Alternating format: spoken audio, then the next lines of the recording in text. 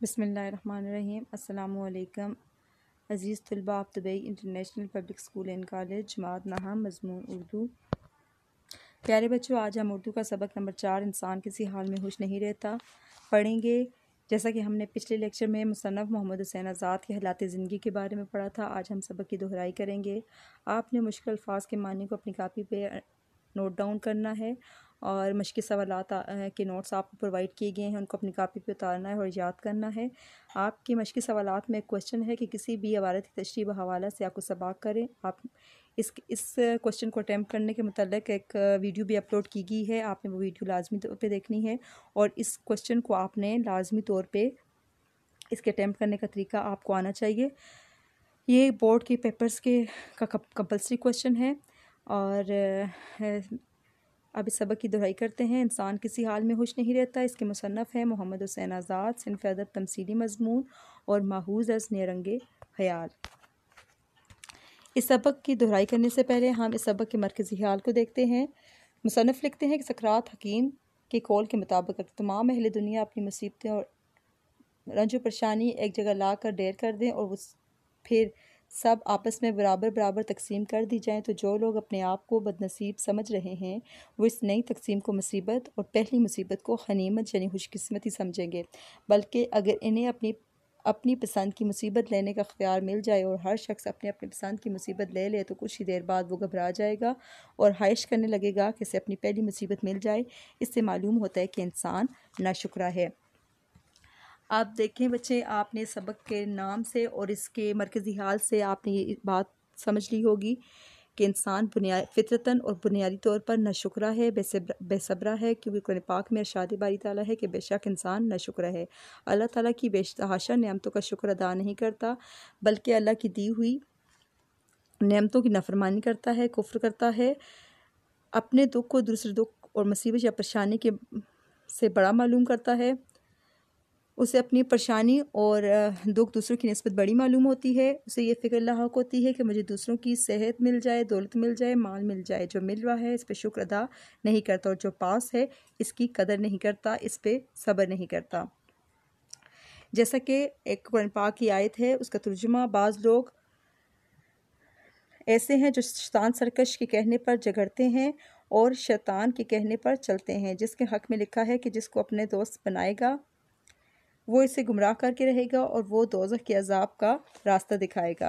यानी शैतान का काम है कि वो इंसान को गुमराह करता है, उस रास्ते पे उसे भटकाता है कि अगर अल्लाह ताला की तरफ से मोमिन लोग जो अगर उन पर कोई मुसीबत आती है तो वो उस पर सब्र करते हैं, जबकि इंसान जो शैतान के बहकावे में आ जाता है वो कुफ़रान नेमत का शिकार हो जाता है। वो नेमतों को नहीं देखता जो अल्लाह ने इसको दी हैं और वक्ती आजमाइश पे बेसब्रा होकर कुफ़रान नेमत का शिकार हो जाता है।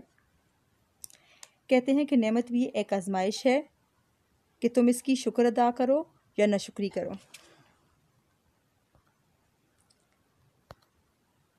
अब हम बाकायदा सबक की दोहराई करते हैं। इंसान किसी हाल में खुश नहीं रहता। मुसन्नफ़ मोहम्मद हुसैन आज़ाद के मुताबिक सुकरात हकीम ने क्या खूब लतीफ़ा कहा है। सुकरात हकीम का नाम आपके लिए नया नहीं है बच्चों। सुकरात हकीम यूनान के एक बहुत बड़े मशहूर फ़लसफ़ी हैं। इनका शुमार आम तौर पर दानिशमंद तरीन लोगों में होता है। तकरीबन 30 बरस की उम्र में इन्होंने अपने आप को नेकी और सदाकत को बेदार करने के लिए वक्फ कर दिया था। एथेंस के क़दामत पसंदों ने नए तस्वुरात से खौफ खाकर इन्हें नौजवानों के अखलाक बिगाड़ने के एक मुकदमे में महूज किया और इनको सज़ाए मौत दी गई, जिसमें इनको जहर का प्याला पीना पड़ा।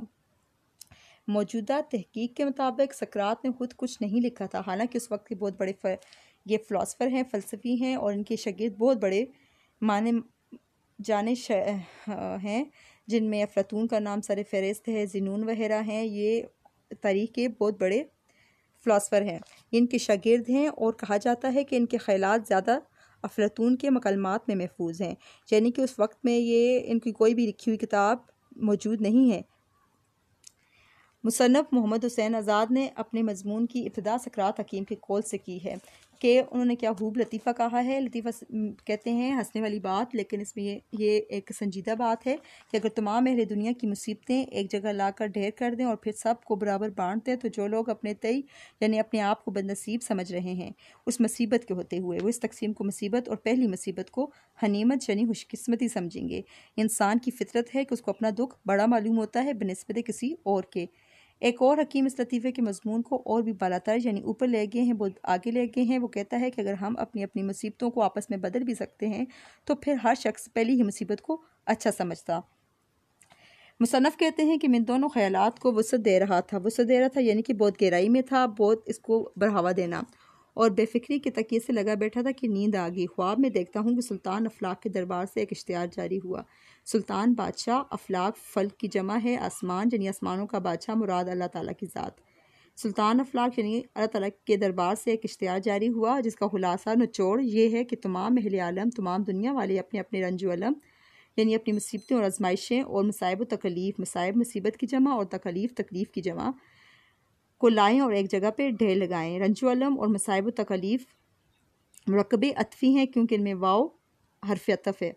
चनाचे इस मतलब के लिए एक मैदान के मैदान ख्याल से भी ज़्यादा वसी था। मैदान ख्याल मुरक्कबे अज़ाफ़ी है, ज़ेर और हमज़ा की मदद से जो मिलते हैं, जैसा कि मैंने आपको पहले बताया था, वो मुरक्कबे अज़ाफ़ी होते हैं।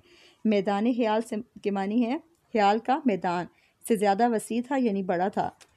तजवीज़ हुआ और लोग आना शुरू हुए। मैं बीचों बीच यानी बिल्कुल दरमियान में खड़ा था और इनके तमाशे का लुत्फ़ उठा रहा था यानी मज़ा ले रहा था। देखता था कि एक के बाद एक आता है और अपना बोझ सर से फेंक जाता है, लेकिन जो बोझ गिरता है मिक़दार में और भी बड़ा हो जाता है, यानी जो बोझ वो फेंकते हैं वो पहले के दुगना हो जाता है, यहाँ तक कि मुसीबतों का पहाड़ बादलों से भी ऊंचा हो गया। मुसन्नफ़ कहते हैं कि एक शख्स सूखा सहमा दुपलापे के मारे फ़क्त हवा की हालत हो रहा था। मुराद कि बहुत ज़्यादा कमज़ोर था। इस अम्बों में नहायत चालाकी और फुर्ती से फिर रहा था। अम्बों में भीड़ में लोगों की इस भीड़ में नहायत चालाकी और फुर्ती यानी तेज़ी से फिर रहा था। इसके हाथ में एक आईना था जिसमें देखने से शक्ल नहायत बड़ी मालूम होने लगती थी। वो एक ढीली डाली पोशाक पहने हुए था। पोशाक एक लंबा सा चोखा जिसका दामन क़यामत से बधा हुआ था यानी क़यामत के मैदान से बधा हुआ था।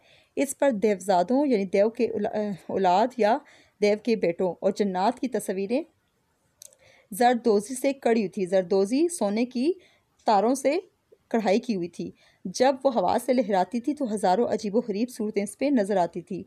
इसकी आंख वेश्याना थी, वेश्याना यानी कि खौफनाक थी, वेश टपकती थी, मगर निगाह में अफसुर्दगी थी। अफसुर्दगी मतलब अफसोस या दुख, हम और नाम इसका वहम था। हर शख्स का बोझ बंधवाता और लदवाता था। इसके ज़िम्मे क्या था कि वो जो लोग अपने दुखों को फेंकते थे, इसका काम था कि वो दूसरा दुख उस पर लाद देता, उसको बदवाता था, ये इसका काम था, और मुकाम मुकर्रर पर ले जाता। जो मुकाम मुकर्रर किया गया था उस मुकाम पर उनको ले जाता।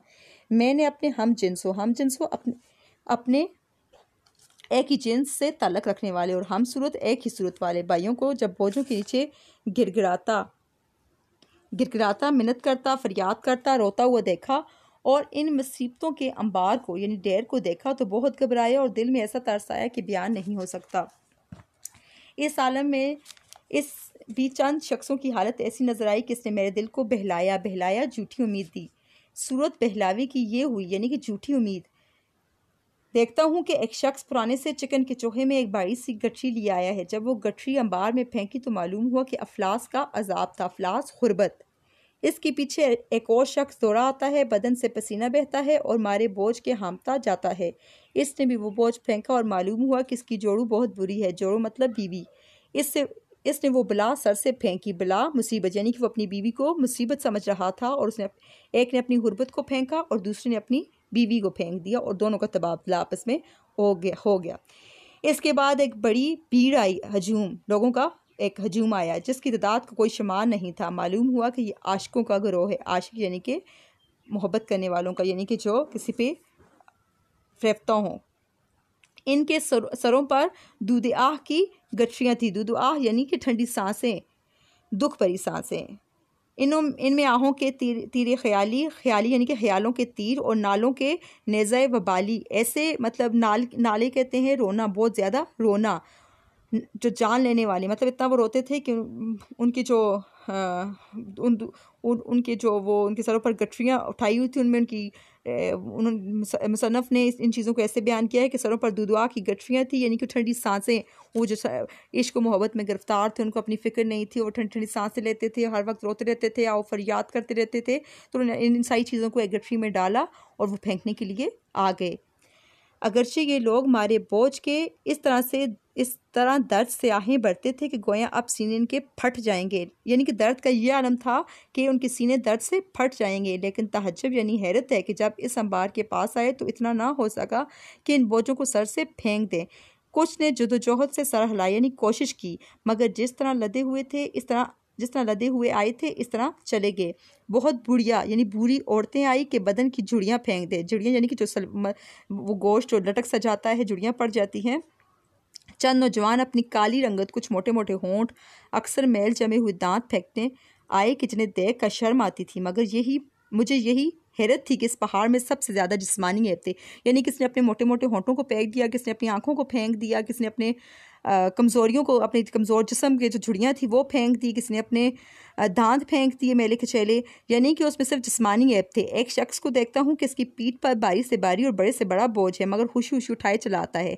जब पास से आया तो मालूम हुआ कि कुबरा है। कुबरा कहते हैं टेरी पुश्त वाला, जिसकी पुश्त झुकी होती है, और वो आदमजात के अंबारे रंजोअलम में अपने कुबरेपन को फेंकने आया है। इसके नज़दीक इससे ज़्यादा कोई मुसीबत नहीं, यानी कि उसका जो कमर का टेढ़ापन था उसके लिए बहुत बड़ी मुसीबत था, वो उसको फेंकने के लिए आया था।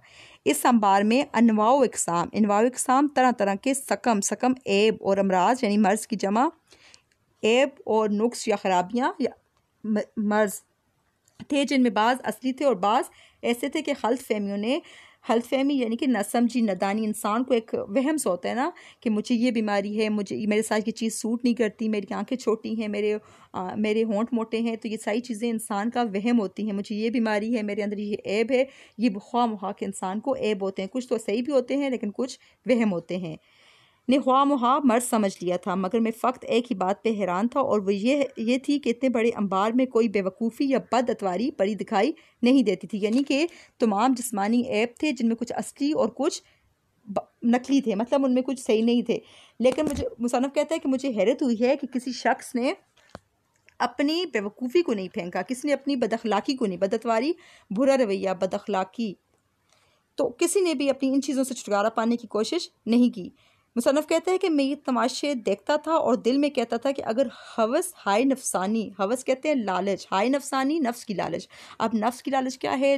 दौलत, शोहरत, माल, लालच, ये सारी चीज़ें जो हैं, और ज़ोफ़े जिस्मानी, जिस्म की कमज़ोरियाँ, और अयूब अक्ली में हसद, बुग़्ज़, चोरी, कीना, ग़ीबत, लालच, और सबसे बढ़कर एक दूसरे से अदावत से कोई निजात पानी चाहिए तो इससे बेहतर मौका हाथ नहीं आएगा। यानी कि इस मौके पे अगर वो अपने अक्ल के ऐबों को, अपनी लालच को, अपनी हवस को, अपनी बदनीयती को वो फेंक देते तो ये ज़्यादा बेहतर था। काश कि जल्द आए और फेंक जाए। मुसन्नफ़ कहता है कि मैं इंतज़ार करता रहा कि कोई आए और इन चीज़ों को फेंक कर जाए, लेकिन ऐसा नहीं हुआ। इतने में एक अयाश कहते हैं ऐसा शख्स जो ऐश इशरत में अपनी ज़िंदगी बसर करता है, यानी इसको किसी की और की परवाह नहीं होती, अपने गुनाहों का बोझ उठाए बेपरवाह चला आता है। इसने भी एक गठरी फेंकी, मगर जब देखा तो मालूम हुआ कि गुनाहों के हिवज़ कहते हैं बदले, गुनाहों के बदले में अपनी आकबत अंदेशी यानी आखिरत का डर, आखिरत की सोच को फेंक गया है। यानी उसने गुनाहों के बदले में क्या फेंका है? आखिरत का डर फेंक दिया है।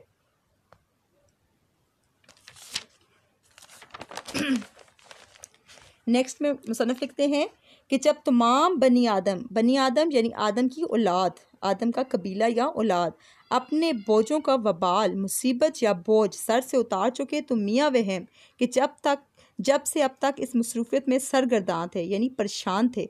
मुझे अलग खड़ा देखकर समझे कि ये शख्स खाली है, यानी अब उसका ध्यान मेरी तरफ हो गया और मेरे पास आया। चनाचे इस ख्याल से मेरी तरफ झुके, इनको अपनी तरफ आता देखकर मेरे हवास उड़ गए, मेरे होश जाते रहे, मगर इन्होंने झट अपना आईना सामने किया। झट यानी फ़ौरन। मुझे अपना मुंह इसमें ऐसा छोटा मालूम हुआ कि बेख्तियार चौंक पड़ा। बरखलाफ इसके बदन और कदोकामत ऐसा चौड़ा चकला नजर आया कि जी बेजार हो गया। यानी मैं अपनी शक्ल उस आईने में देख के घबरा गया, मेरा दिल ओप गया और मैंने फ़ौरन अपने चेहरे से वो नकाब उतार फेंका।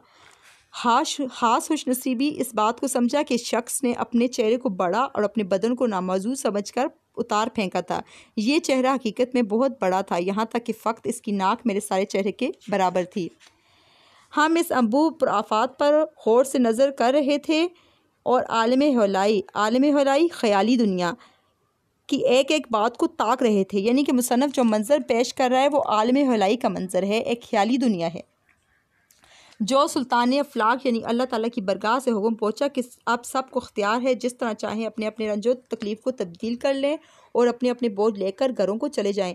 यानी कि पहला इश्तिहार ये जारी हुआ था कि हर शख्स अपने रंजो अलम को लाकर फेंक दे। अब नया इश्तिहार क्या जारी हुआ है कि उसके बदले में वो दूसरा बोझ उठाएं, लेकिन वो बोझ पहले बोझ की निस्बत ज़्यादा दुगना होगा। ये सुनते ही मियाँ वहम फिर मुस्ताद हुए। मुस्ताद हुए यानी उसमें फुर्ती आ गई, तेज़ी आ गई। फिर बड़ी तुरत फुरत के साथ इस अंबार अजीम के बोझ बांध बांध कर तकसीम करने लगे। अब मियाँ वहम का दूसरा काम स्टार्ट हो गया कि पहला उसने लोगों के बोझों को उतारा था और फिर अब वो नया बोझ उन पर लाद रहा था। इस तरह की रेल पैल और दकम दका हुई कि बयान से बाहर है। चुनाचे इस वक्त चंद बातें जो मैंने देखी वो बयान करता हूँ। मुसन्नफ़ कहता है कि एक पीर मर्द नहायत मुअज़्ज़ज़ मालूम होता था। एक पीर मर्द से मुराद एक बुज़ुर्ग शख्स है जो नहायत देखने में शरीफ मालूम होता था। दर्द कोलंज अंतरियों का दर्द होता है, आंतों का, बड़ी आंतों का दर्द होता है, यानी कि आंतों में गिरा लग जाती है। और इससे जैसे बहुत मशहूर हैं वो अबू अली सीना, उनकी भी इससे दर्द कोलंज से मौत वाक़ई हुई है। तो दर्द कोलन से जा बल्ब था, यानी मरा जा रहा था, और लावल्दी यानी उसकी औलाद नहीं थी, के सबब से अपने मालो अमलाक अपनी जायदाद के लिए एक वारिस चाहता था। यानी कि उस मुसन्नफ़ कहते हैं कि एक शरीफ शख्स मैंने देखा, बूढ़ा सा शख्स था, वो उसको दर्द कोलन था और वो दर्द कोलन से मरा जा रहा था और उसकी कोई औलाद नहीं थी। उसकी जायदाद थी लेकिन उसके पास औलाद नहीं थी, वो उस जायदाद के लिए एक वारिस चाहता था। इसने दर्द मज़कूर यानी दर्द कोलंज, जिस दर्द का जिक्र हो रहा है, को फेंक कर एक खूबसूरत नौजवान लड़के को लिया, मगर लड़का नबकार नालायक, नाफरमानी और सरचोरी यानी सरकशी या बहावत के सबब से दिक होकर इसके बाप ने छोड़ दिया। दिक यानी परेशान होकर इसके बाप ने तंग आकर इसको छोड़ दिया था। अब एक दूसरा शख्स था जिसका एक बेटा था जो इंतहाई नाफरमान, नालायक और सरकश था।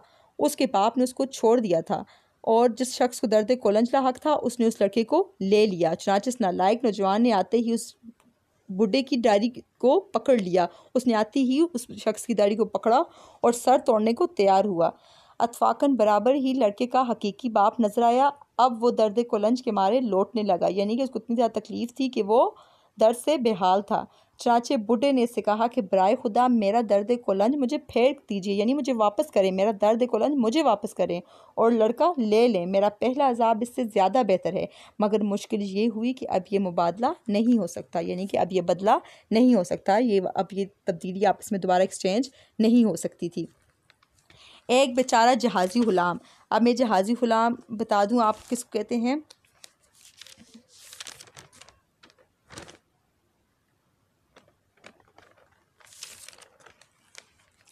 पहले वक्तों में जब बाप का इंजन भी ईजाद नहीं हुआ था, जहाज़ चलाने के लिए गुलाम रखे जाते थे। इन्हें जंजीरों से जकड़ दिया जाता था और चप्पू इनके हाथ में दे दिए जाते थे। ये बहुत ही सख्त काम होता था।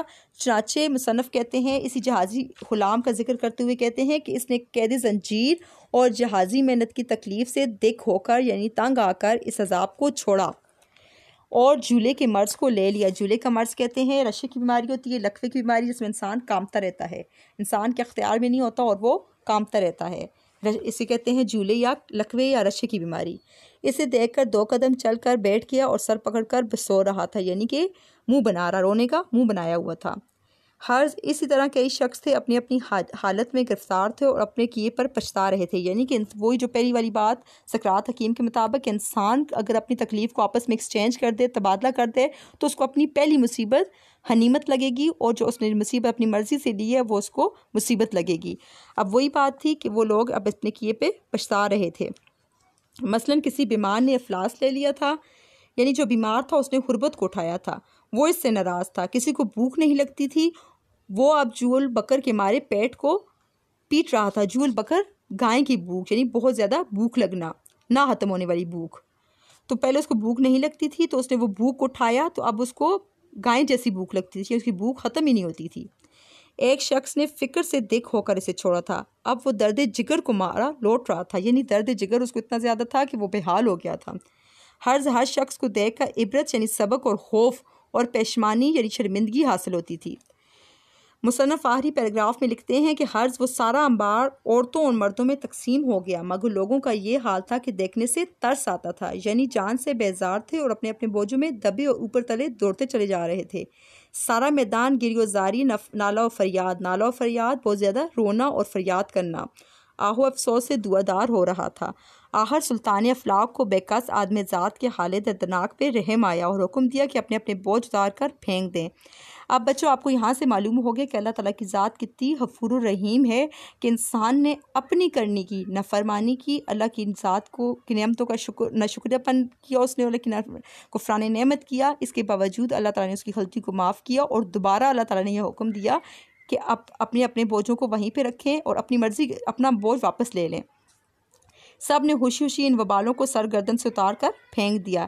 इतने में दूसरा हुक्म आया कि वहम जिसने धोखे में डाल रखा था, अब ये क्या था? शैतान था। ये इंसान का वहम होता है, जितना भी इंसान के अंदर जो नफरमानी उठती है, ये शैतान इंसान को बहकाता है। वो अल्लाह ताला की आज़माइश को उसके लिए मुसीबत करार देता है और कहता है कि तुम पे मुसीबत है, जिससे इंसान जो है अल्लाह ताला की आज़माइश को मुसीबत समझ के अल्लाह की नफरमानी पे उतराता है। तो ये वहम होता है जिसको मुसन्नफ़ ने इस शैतान को वहम का नाम दिया है। वो शैतान नबकार यहाँ से दफ़ा हो जाए। इसकी जगह एक फ़रिश्ता रहमत आसमान से नाज़िल हुआ, रहमत का फ़रिश्ता। इसकी हरकत व सकनात नहायत माकूल और बावकार थी, चेहरे पर संजीदगी और खुशनुमाई थी। इसने बार बार अपनी आंखों को आसमान की तरफ उठाया और रहमत अलाई पर तवक्ल करके, अल्लाह की रहमत अलाई, अल्लाह की रहमत पर तवक्ल यानी भरोसा करके निगाह को इस आस पे लगा दिया, इस उम्मीद पे लगा दिया। इसका नाम सब्र तहम्मुल था। अब जो पहला वहम था वो शैतान था जो इंसान को बहका रहा था, दूसरा रहमत का फरिश्ता था जो सब्र तहम्मुल था कि इंसान को अल्लाह ताला की आजमाइश पे सब्र करना चाहिए कि वो उसके लिए मुसीबत नहीं बल्कि सब्र है। अभी वो इस कोई मुसीबत के पास आकर, को कहते हैं पहाड़ को, कोई मुसीबत के पास आकर बैठा ही था, जो कोई मज़कूर खुद बहुत सिमटना शुरू हुआ। जो बोझ उन्हें फेंका था, पहले वो दुगना हो गया था, फिर वो खुद बहुत ही छोटा होता चला गया, घटता चला गया, यहाँ तक कि घटते घटते एक सुल्स रह गया। सुल्स कहते हैं तीसरा हिस्सा, सुल्स तीसरा हिस्सा। फिर इसने हर शख्स को असली और वाजबी यानी कि मामूली सा बोझ उठाकर देना शुरू किया और एक एक को समझाता गया कि ना घबराओ और बुर्दबारी यानी सब्र तहम्मुल के साथ उठाओ।